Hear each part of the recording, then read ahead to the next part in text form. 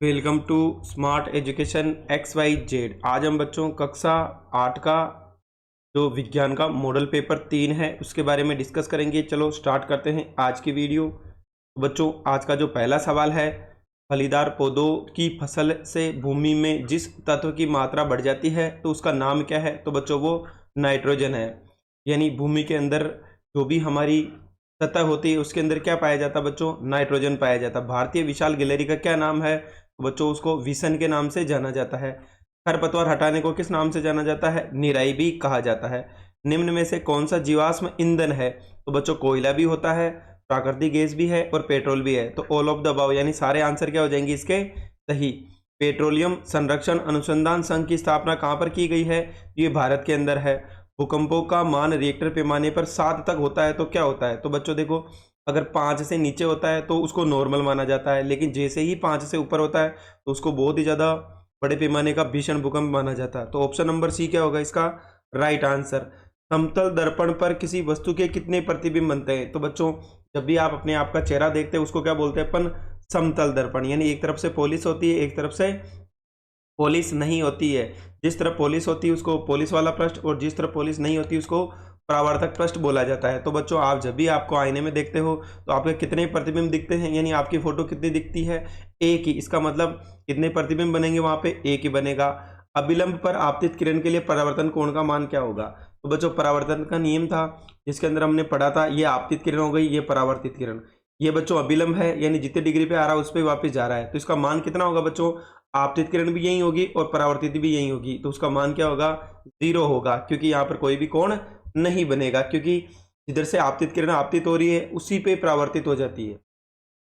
अगला है बच्चों संचरणीय रोग। संचरणीय का मतलब होता है ऐसा रोग जो एक आदमी से दूसरे आदमी में फैलता है। क्या कहलाता है? संचरणीय रोग। जैसे सूक्ष्म जीवों द्वारा होने वाले ऐसे रोग जो एक संक्रमित व्यक्ति से, यानी जो क्या है बच्चों जिसको रोग हो चुका है, से स्वस्थ व्यक्ति में वायु, जल, भोजन अथवा कायिक संपर्क द्वारा फैलता है, संचरणीय रोग कहलाता है। यानी अगर कोई आदमी संक्रमित है, जिसको कोई रोग हो रखा है, उससे किसी बच्चों देखो स्वस्थ व्यक्ति में कैसे जाएगा? या तो वायु के द्वारा जा सकता है, यानी हवा से उड़ गए, पानी के द्वारा भी जा सकता है, भोजन के द्वारा भी जाता है और कायिक प्रवर्धन के द्वारा भी एक आदमी से दूसरे आदमी में फैल सकता है। लेकिन हमेशा असंक्रमित रोग क्या होता है बच्चों? जो क्या होता है एक संक्रमित व्यक्ति से एक स्वच्छ व्यक्ति के अंदर फैलता है। समझाइए कि CO2 किस प्रकार आग को नियंत्रित करती है? तो बच्चों ऑक्सीजन से भारी होने के कारण, यानी कार्बन डाइऑक्साइड क्या होती है? ऑक्सीजन से भारी होने के कारण। तो बच्चों देखो दो, अगर कोई चीज हल्की होगी तो क्या होगी? ऊपर उठ जाएगी, और अगर भारी होगी तो क्या होगी बच्चों? पेंदे पे बैठ जाएगी। यानी ये क्या होती है? ऑक्सीजन से भारी होती है। आग को कंबल की तरह लपेट लेते हैं, इससे ईंधन और ऑक्सीजन के बीच संपर्क टूट जाता है और आग पे नियंत्रण पा सकते हैं। यानी ऑक्सीजन तो आग लगाने के लिए होती है और कार्बन डाइऑक्साइड आग को बुझाने के लिए होती है। तो बच्चों जैसे कार्बन डाइऑक्साइड क्या होगी? ऑक्सीजन से ज़्यादा भारी है तो वो सतह पे बैठ जाएगी, जिससे आग क्या हो जाती है? बुझ जाती है और एक कंबल की तरह उसको चारों तरफ से ढक लेती है, जिससे ना तो उसको ऑक्सीजन मिल पाएगी, जैसे ही ऑक्सीजन की आपूर्ति बंद होगी बच्चों आग बुझ जाएगी। अगला है युग्मनज और गर्भ, दोनों में हमें अंतर बताना है। तो शुक्राणु तथा अंडाणु का संयन क्या कहलाता है बच्चों? युग्मनज कहलाता है। यानी जो नर होता है उसके अंदर तो शुक्राणु बनते हैं और जो मादा होती है उसके अंदर अंडाणु बनते हैं। जब दोनों का बच्चों निषेचन होता है तो क्या किसका निर्माण होता है? युग्मनज का। जब भ्रूण की व्यवस्था जिससे विभिन्न अंग पहचानने योग्य होते हैं, यानी जब बच्चा पेट के अंदर होता है, यानी जब वो क्या हो जाता है बच्चों? भ्रूण बन जाता है, जिससे क्या होता है उसके हाथ पैर को पहचाना जा सकता है। ये एकल कोशिका में होता है, ये बहु कोशिका, यानी ऐसे जीव जिसके अंदर एक ही कोशिका पाई जाती है उसके अंदर युग्मनज का निर्माण होता है, और जिसके अंदर बहुत सारी कोशिकाएं पाई जाती है उसके अंदर गर्भ का निर्माण होता है। अगला है तारत्व का निर्धारण कैसे होता है? तो बच्चों आवर्ती ध्वनि की तीक्ष्णता या तारत्व को निर्धारित करती है। यदि कंपन की आवृत्ति अधिक है तो ध्वनि तीखी होगी, और कंपन की आवृत्ति कम है तो ध्वनि क्या होगी? मोटी होगी। अभी यहाँ पर हमें मिलाने वाला दे रखा है कि बच्चों खंड ए है उसको बे से मिलाना है। सबसे पहले बोला है नमक, तो नमक बच्चों परिरक्षक का कार्य करेगा, यानी मांस मछली को खराब होने से बचाने के लिए किसका प्रयोग किया जाता है? नमक का प्रयोग किया जाता है। चीनी है तो किसको बचाने के लिए? जैम को बचाने के लिए। तेल की बात करें तो बच्चों ये अचार के अंदर तेल डाला जाता है ताकि उसको सुरक्षित रखा जा सके। पाश्चरीकरण, पाश्चरीकरण यानी बच्चों जो दूध की थैलियों को पैक किया जाता है उसको क्या बोलते हैं? पाश्चरीकरण। यानी दूध को एकदम लगभग 100 डिग्री के आसपास गर्म करते हैं और उसको 2-5 सेकंड ठंडा करके थैलियों में भर दिया जाता है, जिसको क्या बोलते हैं? पाश्चरीकरण। तो बच्चों इससे क्या होगा? वो दूध खराब नहीं होता, लंबे समय तक थैली के अंदर पैक रह सकता है। अगला है बच्चों यहाँ पे क्वेश्चन नंबर 14 देख लेते हैं। क्या कारण है कि कुछ अवस्थाओं में तो ईंधन नीली ज्वाला के साथ जलता है परंतु कुछ अवस्थाओं में पीली ज्वाला। बच्चों जिसका पूर्ण दहन होता है यानी जो पूरी तरह से जल जाता है तो वहाँ पर नीली ज्वाला निकलेगी। जहाँ पे उसका पूर्ण दहन नहीं होता यानी कार्बन यानी जो कोयला है का अगर पूर्ण दहन नहीं होगा तो पीली ज्वाला बनेगी, अगर पूर्ण दहन हो जाता है तो यहाँ पर क्या होगा, नीली ज्वाला बनेगी। किसी भी ईंधन का नीली ज्वाला या पीली ज्वाला के साथ जलना दहन के लिए उपलब्ध ऑक्सीजन की मात्रा पर निर्भर करता है। जब ऑक्सीजन की उपलब्धता पर्याप्त होती है तो ईंधन का पूर्ण दहन पूर्ण रूप से होता है जिससे नीली ज्वाला निकलती है। यानी जो भी कोयला है उसका अगर पूर्ण दहन हो गया तो नीली ज्वाला निकलेगी। जब ऑक्सीजन की उपलब्धता यानी ऑक्सीजन उसको अच्छे से नहीं मिलेगी तो बच्चों उसका पूर्ण दहन नहीं होगा जिससे पीली ज्वाला निकलती। इस परिस्थिति के रूप में अपूर्ण दहन से बने कार्बन के कण ज्वाला में पहुंच जाते हैं। जब ये कार्बन के कण गर्म होकर चमकते हैं तो पीला प्रकाश देते हैं जिससे क्या हो जाता है, हमें पीला प्रकाश दिखाई देता है यानी पीले रंग की ज्वाला दिखाई देती है। कोष्टक में दिए गए शब्दों को भरना है। राइजोबियम जो बच्चों घाट में पाया जाता है, फाल हो गया, खरपतवार हो गया, तैयारीस और सीड ड्रिल। खेत में फसल के साथ उगने वाले अवांछित पौधे क्या कहलाते हैं बच्चों, खरपतवार कहलाता है। इसको हटाना क्या कहलाता है, निराई कहलाता है। फलीदार पौधों की जड़ों में तो बच्चों क्या पाया जाता है, कौन सा जीवाणु, राइजोबियम जीवाणु, राइजोबियम जीवाणु पाया जाता है। अगला है हल में लोहे की मजबूत तिकोनी पत्ती होती है उसे किस नाम से जाना जाता है, तो उसको हम फाल के नाम से कहते हैं। आजकल बुआई के लिए ट्रैक्टर के स्थान पर किसका प्रयोग किया जाता है बच्चों, सीड ड्रिल। क्या हो जाएगा, सीड ड्रिल, यानी पौधों को बराबर दूरी पर उगाए जाने के लिए किसका प्रयोग किया जाता है, सीड ड्रिल, जो ट्रैक्टर के साथ कार्य करता है। निम्नलिखित प्रश्नों के उत्तर एक शब्द में दीजिए।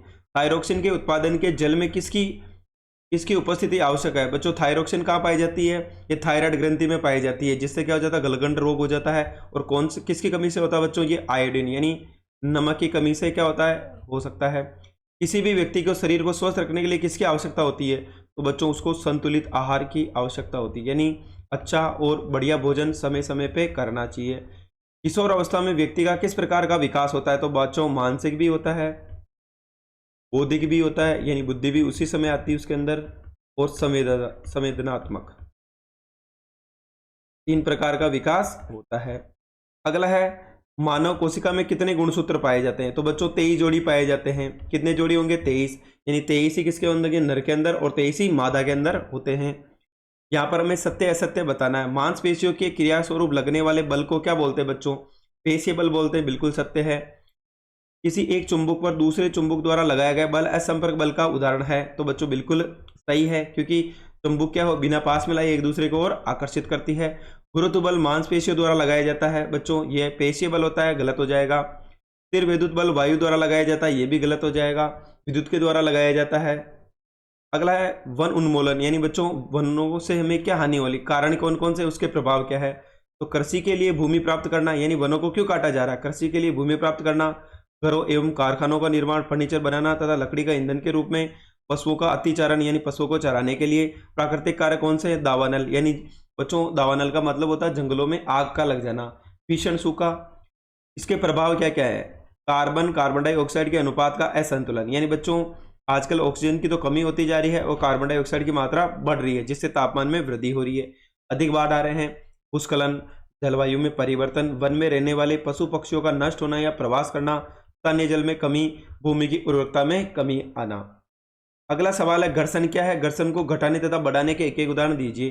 तो बच्चों संपर्क में आने वाले दो पृष्ठों की अनियमितताओं के कारण उत्पन्न होने वाला बल घर्षण बल कहलाता है, यानी दो वस्तुओं का जो पृष्ठ होगा वो अनियमित है, एक जैसा नहीं है, तब क्या होगा बच्चों, एक दूसरे के संपर्क में आते हैं जिससे क्या होता है, घर्षण उत्पन्न होता है। ऐसे पृष्ठ जो देखने में तो बहुत चिकने लगते हैं लेकिन बहुत सारी तो उसमें अनियमितताएं होती है। दो पृष्ठों की अनियमितताएं एक दूसरे के भीतर धस जाती है। जब हम एक पृष्ठ पर दूसरे पृष्ठ को गति कराने का प्रयास करते तो हमें अंतर्बंधन का पार पाने के लिए कुछ बल लगाना पड़ता है। इस प्रकार दो पृष्ठों के बीच अनियमितताओं के अंतर्बंधन के कारण ही घर्षण उत्पन्न होता है।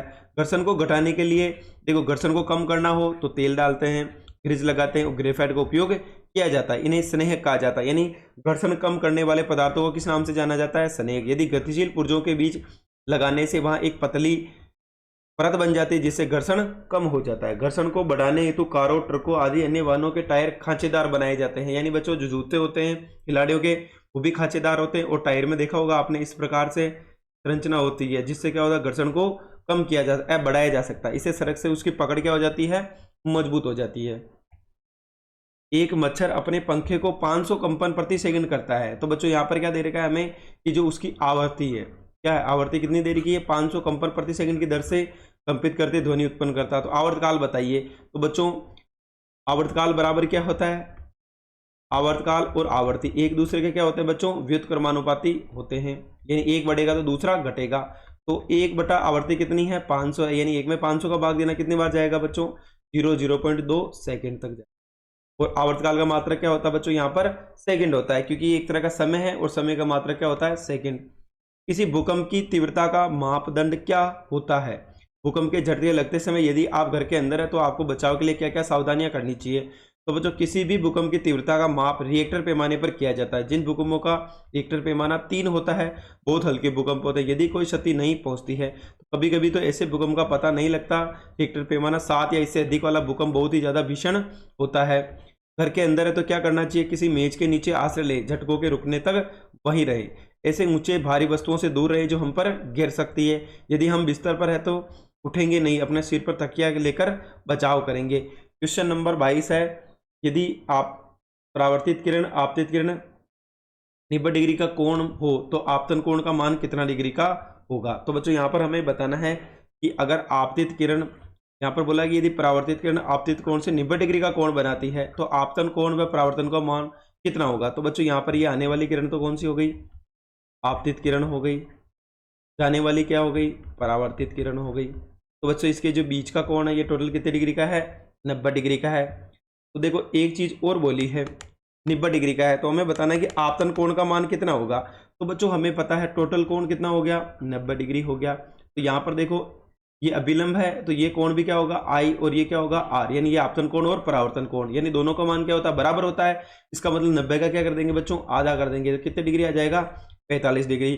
दो दर्पण एक दूसरे के लंबवत रखे हैं, प्रकाश की एक किरण एक दर्पण पर 30 डिग्री के कोण के साथ आपतित होती है, तो निम्न दृश्यों के द्वारा दर्शाया गया है। तो परावर्तित किरण वाली परावर्तित किरण बनाइए। तो बच्चों हमें क्या करना है, यहाँ पर एक परावर्तित किरण बनानी है। चलो देख लेते हैं किस प्रकार से बनानी है। तो बच्चों आपतित किरण 90 डिग्री है तो परावर्तित भी कितने पे होगी, 90 पे होगी। और यहाँ पे बच्चों इसका टोटल कोण कितने डिग्री का है, 60 डिग्री है। देखो यहाँ पर मैंने इसको मिलाया, ये क्या है बच्चों, ये वाला कोण और ये वाला कोण, दोनों कोण कौन से हो गए हमारे, ये वाला कोण भी एकांतर कोण, ये भी एकांतर कोण। ये 30 है तो ये भी 30 हो जाएगा, ये 60 है तो ये भी कितने का हो गया, 60 का। तो ये आपतित किरण 60 है तो परावर्तित भी कितने की हो जाएगी, 60 डिग्री का कोण बनाएगी, यानी आपतन और परावर्तन कोण का मान एक जैसा समान होगा। पेट्रोलियम निर्माण के प्रक्रम को समझाइए। कागज का पुनः चक्रण कर उन्मूलन रोका जा सकता है, सिद्ध कीजिए। एड्रिनल ग्रंथि द्वारा स्रावित हार्मोन का नाम, उसका कार्य बताइए। सबसे पहले पेट्रोल निर्माण को समझाइए। पेट्रोलियम समुद्र में रहने वाले उन छोटे छोटे पौधों तथा जंतुओं के अवशेषों के विघटन से बनता है जो लाखों करोड़ों वर्ष पहले समुद्र में दब गए थे। देखो बच्चों अगर नॉर्मल भाषा में समझे तो जब एक बहुत सालों पहले यानी लाखों वर्षों पहले क्या हुआ था, भूकंप आया था या आपदा आई थी, जिससे क्या हुआ था बच्चों कि जो भी जलीय जीव जंतु है वो भूमि के अंदर दब गए थे। तो वो तो किस में बदल गए बच्चों, पेट्रोल में बदल गए। और लाखों वर्ष पहले जो प्राकृतिक आपदा आई थी, जिसने भी पेड़ पौधे थे वो जमीन के अंदर दब गए, वो तो कोयले में परिवर्तित हो गए। और पानी में रहने वाले जो जीव जंतु है वो किस में बदल गए, पेट्रोलियम उत्पादों में बदल गए। तो समुद्र में रहने वाले छोटे छोटे जीव मरने के पश्चात डूबकर समुद्र की तली पर पहुंच गए और धीरे धीरे रेत तथा मिट्टी में धंस जाते हैं।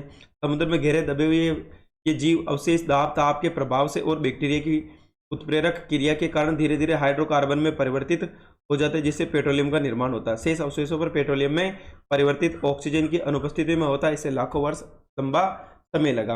अब अगला बोला कागज का पुनर्चक्रण कैसे किया जा सकता है। तो बच्चों 1 टन कागज प्राप्त करने के लिए पूर्ण विकसित 17 पेड़ों को काटा जाता है, यानी 1 टन, यानी बच्चों हमें अगर 100 किलो क्या करना है, कागज प्राप्त करना है, तो हमें 17 बड़े बड़े पेड़ों को काटना पड़ेगा। हम कागज का पुनर्चक्रण कर वन उन्मूलन को रोक सकते हैं, यानी हम वनों को खत्म होने से रोक सकते हैं। कागज को पुनर्चक्रण कर 5 से 7 बार काम में लिया जा सकता है। यदि कागज को अधिकतम बार पुनर्चक्रित किया जाए तो 1 वर्ष में अनेक वृक्षों को बचाया जा सकता है। तो बच्चों एड्रिनल ग्रंथि में एड्रिनलिन हार्मोन पाया जाता है। इसका कार्य क्या है, एड्रिनलिन क्रोध क्या क्या काम करता है, क्रोध चिंता उत्तेजना की अवस्था में तनाव को संयोजन करने का कार्य करता है। अगला है यहाँ पर अथवा का सवाल है कि पेट्रोलियम क्या है, इसके परिश्रण से कौन कौन से पदार्थ बनाए जाते हैं, वनस्पति जात और प्राणी जात में क्या अंतर है वो बताना है। कीट तथा मेंढक में जीव चक्रण पूर्ण करने के हार्मोन बताइए। तो पेट्रोलियम, पेट्रोलियम गहरे रंग का तेलीय पदार्थ है, इसकी गंध अप्रिय होती है। पेट्रोलियम के परिष्करण से हमें petroleum gas, petrol, diesel, snake तेल, पैराफिन, मोम आदि प्राप्त होते हैं। पेट्रोलियम का परिष्करण पेट्रोलियम परिष्कर्मी से किया जाता है। वनस्पति जात, किसी विशेष क्षेत्र में पाए जाने वाले पेड़ पौधों को वहां की वनस्पति जात कहते हैं। जैसे पचमढ़ी में जैव मंडल आरक्षित क्षेत्र में शाल, सागौन, आम, सिल्वर, फर्ण, अर्जुन तथा वनस्पति के पेड़ पाए जाते हैं। प्राणी जात, किसी विशेष क्षेत्र में पाए जाने वाले जीव जंतु उस क्षेत्र के प्राणी जात कहलाते, जैसे चिंकारा, नीलगाय, बेंकी हिरण, चित्ता, तेंदुआ, कुत्ता, भेड़िया आदि पंचमढ़ी जैव मंडल आरक्षित क्षेत्र में पाए जाते हैं। अगला है बच्चों, हम जानते हैं कि कीट एवं मेंढक के जीवन चक्र में कई अवस्थाएं होती है। इस प्रकार टेडपोल से मेंढक बनना तथा लार्वा से वयस्क कीट बनने के कई परिवर्तन होते हैं, जिन्हें कायांतरण कहते हैं। तो बच्चों टेडपोल से क्या बनता है, मेंढक का निर्माण होता है, और लार्वा से वयस्क का निर्माण होता है, जिसे हम कायांतरण कहते हैं। कीटों में कायांतरण का नियंत्रण कीट हार्मोन के द्वारा किया जाता है, जबकि मेंढक में थायराइड द्वारा स्रावित हार्मोन थायरोक्सिन इसका नियमन करता है। थायरोक्सिन के उत्पादन के लिए जल में आयोडीन की उपस्थिति आवश्यक है। यदि जल में जिसमें टेडपोल वृद्धि कर रहा है पर्याप्त मात्रा में आयोडीन नहीं है तो टेडपोल वैक्स में परिवर्तित नहीं हो पाएगा। यानी बच्चों टेडपोल से क्या बनता है, वयस्क, वयस्क से किसका निर्माण होता है बच्चों, मेंढक का। अगर उसको किसकी जरूरत है, आयोडीन की, क्योंकि देखो थायराइड ग्रंथि में कौन सा हार्मोन पाया जाता है, थायरोक्सिन हार्मोन। थायरोक्सिन हार्मोन कैसे बनता है बच्चों, नमक से बनता है। अगर उसके अंदर नमक पर्याप्त मात्रा में नहीं होगा तो बच्चों टेडपोल का निर्माण नहीं होगा। अगला है मानव नर जनांगों के विभिन्न भागों के नाम लिखिए, शुक्राणु की संरचना को सचित्र समझाइए। सर्पी घर्षण से आप क्या समझते हैं, विशिष्ट परावर्तन को चित्र के द्वारा समझाइए। तो बच्चों देखो मानव नर जनांगों के मुख्य भाग कौन कौन से, वृषण हो गया, शुक्राणु नलिकाएं, एक लिंग होता है। शुक्राणु की संरचना मानव में वृषण नर युग्मक उत्पन्न करता है, जिसे शुक्राणु कहते हैं। इनकी संख्या लाखों में होती है, ये सूक्ष्म होते हैं। इनमें सिर, एक मध्य भाग तथा एक पूंछ पाई जाती है। तो बच्चों ये सिर हो जाएगा, ये इसका मध्य भाग, और ये क्या हो जाएगी, इसकी पूंछ हो जाएगी। यानी किसमें पाया जाता है, नर के अंदर पाया जाता है। जब एक वस्तु किसी अन्य वस्तु पर फिसलती है तो संपर्क की सतहों के मध्य लगने वाला बल सर्पी घर्षण कहलाता है। तो बच्चों एक वस्तु जब दूसरी वस्तु के ऊपर फिसलती है तो लगने वाला उनकी सतह के बीच जो बल होता है वो सर्पी बल कहलाता है। विशिष्ट परावर्तन, जब प्रकाश किरण किसी खुरदरी स्तर पर आपतित होती है तो किरणें विभिन्न दिशाओं में परावर्तित हो जाती है, इसे अनियमित या अथवा विशिष्ट परावर्तन कहते हैं।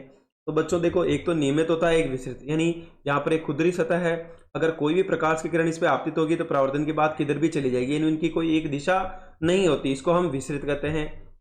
अलैंगिक जनन के लक्षण क्या है, अलैंगिक जनन के लाभ और हानियां बताइए। तो बच्चों दूसरा क्वेश्चन है, श्याम पट पर लिखावट कैसे दिखाई देती है, हमें वस्तुएं क्यों दिखाई देती है। तो बच्चों अलैंगिक जनन के लक्षण है, इनमें केवल एक ही प्रकार का जीव भाग लेता है। उत्पन्न हुए जीव अपने माता पिता से आनुवंशिकता में समान होते हैं। अलैंगिक जनन तीव्र गति से विभाजन को प्रदर्शित करता है। अलैंगिक जनन के लाभ, अलैंगिक जनन सरल तीव्र गति से होता है। अलैंगिक जनन की हानियां, जीवों में विकासजन्य परिवर्तन संभव नहीं होता, जीव पर्यावरण परिवर्तन के साथ अपने को बदल नहीं पाते हैं। आनुवंशिक खामियां जनन से संतान में जाती है। जब चौक से श्यामपट पर लिखते हैं तो श्यामपट पर रुक्ष पृष्ठ रगड़ द्वारा चाक के कुछ कोणों से उतार देता है जो श्यामपट में चिपक जाते हैं। इस प्रकार श्यामपट पर लिखावट दिखाई देती है। वस्तु से आने वाले प्रकाश हमारे नेत्रों में प्रवेश करता है जिससे वस्तु हमें दिखाई देती है। आज का अंतिम सवाल है, नींबू के रस में विद्युत चालन का परीक्षण कैसे करेंगे, चित्र द्वारा समझाइए। कुल बेगों की चौड़ी पट्टियां क्या होती है। तो बच्चों यहाँ पर जो बोला गया है कि नींबू के रस में विद्युत चालन का परीक्षण कैसे करेंगे, इसका चित्र बनाना है। दूसरा है कि स्कूल बेगों की पट्टियां चौड़ी क्यों बनाई जाती है। एक प्लास्टिक के बीकर में नींबू का थोड़ा सा रस लेते हैं, सम परीक्षित को इसके समीप लाकर इसे दोनों सिरों को नींबू के रस में डुबोते हैं। ध्यान रखते हैं कि दोनों सिरे परस्पर 1 सेंटीमीटर से अधिक दूरी पर न हो, लेकिन इसी के साथ साथ वे एक दूसरे के संपर्क में ना करें। यदि बल्ब दीप्त हो जाता है तो बताता है कि नींबू का रस विद्युत का चालन करता है। यानी बच्चों यहाँ पर एक तो हमने क्या ले रखा है, एक तो हमने बैटरी लगा रखी है, एक हमने बच्चों यहाँ पर ये जो है ये क्या है, बल्ब हो गया। ये हमने एक बीकर लिया जिसके अंदर किसका रस लिया, नींबू का। और ये जो हमारे पास क्या है, विद्युत के 2 एनोड और कैथोड 2 सिरे हो गए, इसको किसके अंदर डालेंगे, नींबू के रस के अंदर। तो बच्चों एक तो प्लस का हो गया, दूसरा तार किसका हो गया, माइनस का। जैसे ही दोनों तार किसके अंदर जाएंगे, नींबू के रस के अंदर। अगर ये बल्ब जलने लग जाता है इसका मतलब क्या करता है, जो अम्ल है यानी नींबू का रस है वो विद्युत का चालन करता है। और अगर दीप्त नहीं होता है यानी जलने नहीं लगेगा तो ये किसका चालन नहीं करता, विद्युत का चालन नहीं करता है, तो बल्ब नहीं जलेगा। स्कूल बैगों में कैनवस की बनी हुई चौड़ी पट्टी होती है जिससे कि बालक के कंधे के बड़े बड़े क्षेत्र का बेग भार उठा सके और कंधे पर कम दाब उत्पन्न हो। तो बच्चों दाब और क्षेत्रफल दोनों क्या होते हैं, एक दूसरे के व्युत्क्रमानुपाती। यानी अगर उसका क्षेत्रफल ज्यादा होगा, बेग की पट्टी चौड़ी होगी, तो बच्चों दाब कम लगेगा, यानी उसको वजन कम एहसास होगा। कंधे पर कम दाब उत्पन्न हो और कम दाब के कारण भारी स्कूल का बेग ढोना अधिक आरामदायक होता है। दूसरी तरफ यदि स्कूल के बेग पतली रस्सी के बने हुए होते हैं तो बेग का भार अधिक होगा, जिससे क्षेत्र कम पड़ेगा। इससे बालक के कंधे पर अधिक दाब उत्पन्न होता है। भारी बेग ढोना काफी कष्टदायक होता है। तो क्यों होता है बच्चों, अगर क्षेत्रफल ज्यादा होगा यानी पट्टी चौड़ी होगी तो दाब कम लगेगा, तो वजन कम का एहसास होगा। अगर क्षेत्रफल कम होगा तो बच्चों दाब ज्यादा लगेगा, तो उसको भारीपन का ज्यादा एहसास होगा। इसलिए पट्टियां क्या होती है, चौड़ी बनाई जाती है। अगला कि कॉपर अपघटन धारामापी का एनोड कॉपर की ही बना होता है, समझाइए।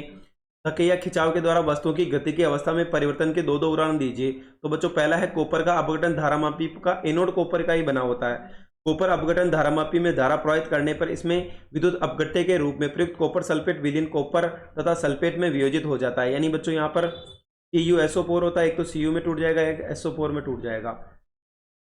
के बाद बोला है कि स्वतंत्र कॉपर यानी क्या होता है, तांबा बैटरी के ऋण टर्मिनल से संयोजित इलेक्ट्रोड की ओर आकर्षित होता है, इस पर निक्षेपित हो जाता है, परंतु विलीन इससे कॉपर की मात्रा कम हो जाती है। इससे पूरी करने के लिए एनोड तांबे के एनोड पर बनाता है, जिससे समान मात्रा में कॉपर विलीन में घुलता है। इस प्रकार विलीन में जो कॉपर कम होता है विलीन में पुनः स्थापित हो जाता है। यही कारण है कि कॉपर अपघटी धारामापी एनोड कॉपर का ही बना हुआ होता है। अगला धक्के के द्वारा वस्तुओं की गति की अवस्था में परिवर्तन। तो मेज पर रखी वस्तु को आगे की ओर गतिशील करना, दरवाजे को बंद करना, खिंचाव द्वारा उत्पन्न वस्तुओं की गति में परिवर्तन, कुएं से पानी की बाल्टी को खींचना, किसी मेज पर दरवाजे को खोलना। तो बच्चों आज हमने जो कक्षा 8 का विज्ञान का मॉडल पेपर 3 था, जिसको बड़ी आसानी से हल करने का प्रयास किया है। अगर आपको हमारी मेहनत पसंद आई हो तो चैनल को लाइक करें, सब्सक्राइब करें।